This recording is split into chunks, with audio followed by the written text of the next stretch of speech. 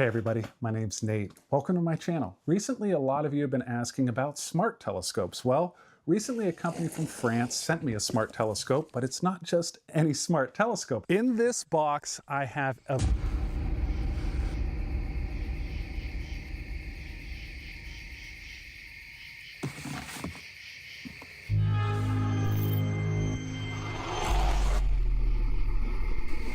Where did it go?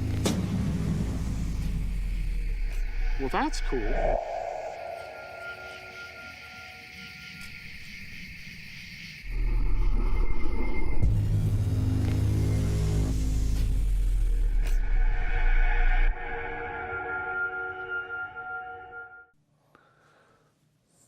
This is a Vespera 2 by Vaonis, but it's their X edition. Since 2016, they've had like the Vespera 2, and it's been a big success. But Vaonis likes to make like special edition versions of their telescopes.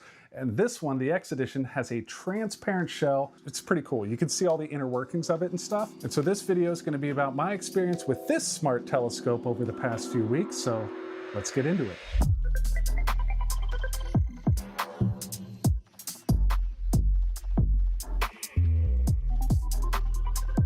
Nice foam packaging. We have the Vespera 2 here in a pretty hard case. You can see the bottom of it sticking out here, and what looks like to be a stand, I think, a tripod for it. Awesome, and that is the box.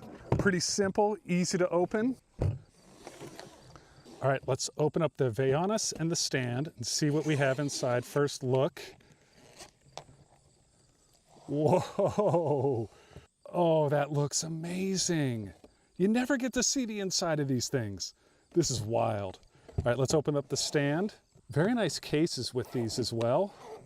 And I travel quite a bit with gear, so it's good to have great cases. Ooh, we have a shoulder strap, some paperwork, which appears to have a few tools. Ooh, spikes. All right, I can't wait to get this thing set up, so I'm just gonna set it up right now. As far as what this smart telescope has compared to the Vespera 2, it has the transparent shell. It also has a built-in hydrometer. Other than that, this is more a limited edition of their Vespera 2. And as with most all smart telescopes, you control this with an app. And the app for this unit is Singularity by Vaonis. And once you get that, you can connect your phone or tablet directly to it with the network it creates.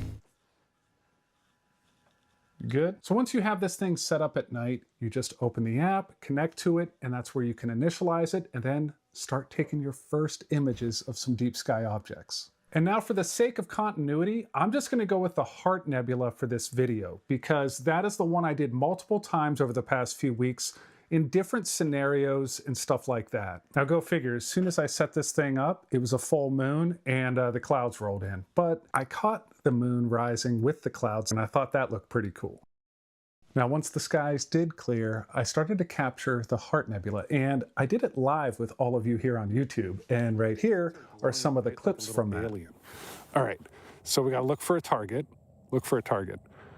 Heart Nebula. Now the stacking process did take 120 minutes as the app recommended for the Heart Nebula. Let's do it. Observe. Okay. The alien spacecraft Vespera 2. Look at it over there. All cool and stuff. This will start tracking and stacking and giving us a live preview. We got the thing. Ooh, look at that. Yeah! And one of the first things I noticed was the optic quality of the initial previews it was giving me. I did notice that the stars and stuff kind of looked like reddish yellow, but that cleans up in processing real quick. While it's stacking, you can kind of scroll through the images as they layer on top of each other for that preview. And although it is giving you a preview that you can save to your phone, it's not going to give you a final processed image. And so while the Heart Nebula stacks, let's go ahead and go through the tech specs of the Vespera 2. All right, getting super techie with the premium optics and sensor of the Vespera 2. So it has a 50mm f5 quadruplet apochromatic lens with like an extra low dispersion lanthanum glass and field corrector for edge-to-edge clarity. It also, for its sensor, has the popular Sony IMX585 8.3 megapixel ultra-sensitive sensor. Now this sensor is very popular for astrophotography due to its sensitivity. I mean, the details are pretty cool.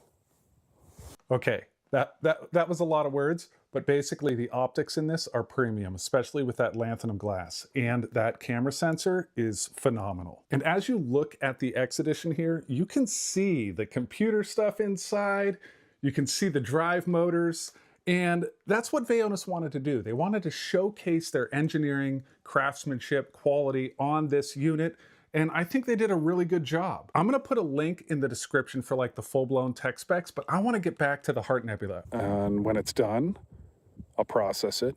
Okay, as far as the results, I wanted to do the Heart Nebula because I've done this on a bunch of different smart telescopes and I'm kind of familiar with it and what it should look like and stuff like that, as well as how much cropping happens and stuff like that.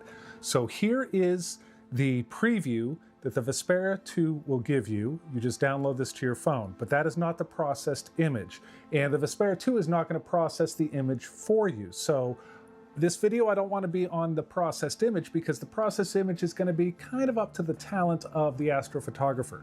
I'm like middle level with it. I'm not that great. So I sent the data over to my friend Star Kitten and she processed it, sent it back, and it looked much better than the one I had. So here is the one she processed, and she said that the data was very clear and quality. There was the cropping though. You know, we had to crop in. That's that alt-azimuth stuff that you have to deal with because it's not on an equatorial and it's a 2-hour ordeal to stack the Heart Nebula. But I thought it looked fantastic and just so much better than the one I did. And maybe I'll show you that another time, the one I did. The quality of the data was really good. It stacked really easy in the program, but I want this video to be about this device, which is more the data collection device and not the astrophotographer in that finished image, because that is going to be up to you and your skill set, and not exactly what this will provide you, but it will provide you with the quality data to do that and bring out those details. So this gives you the TIFF files and the FITS files, as well as just a JPEG if you want that from the preview. It is just alt-azimuth, so it just pans and tilts like this. So for those longer night sessions with like the Heart Nebula, 2 hours, you can see it really cropped in because it slowly turns in a circle as it's tracking like that. So it'd be kind of neat to see one of these on like an equatorial mount, and I might put it on an equatorial wedge that I have, see if that works. And so my experience has been awesome with this thing. Actually, the other day, I captured my first image of Comet 3i Atlas, and I could type it in manually, the RA and DEC, and it went to it, and I stacked it a little bit, and there it was. Probably the coolest little smudge I ever captured. Now, some things I think that it's limited on is it's got like a 25 gigabyte memory, and you eat that up real quick. I've completely maxed it out every night I've used it. So a little bit bigger of an internal memory would be nice. A little bit about the battery life of this thing. 4 hours seems a bit tight, and I was finding it to be 3.5 hours on cold nights. Now, I didn't have any dew problems. The hydrometer in here worked great. Also, this charger port, do note that don't plug it in before it initializes and finds its target, because this thing does spin and you might get your cable wrapped around and like break the jack, which would not be good. Now, some people might not want to spend the $2,500 for this unit when it's basically just a Vespera 2. But this is a limited edition, like collector's edition item. So some people are a little more into that, but it does have the built-in hydrometer and it is really cool to look at. Now, another drawback is the light here. When I first got it, this was too bright to take to a star party, by far.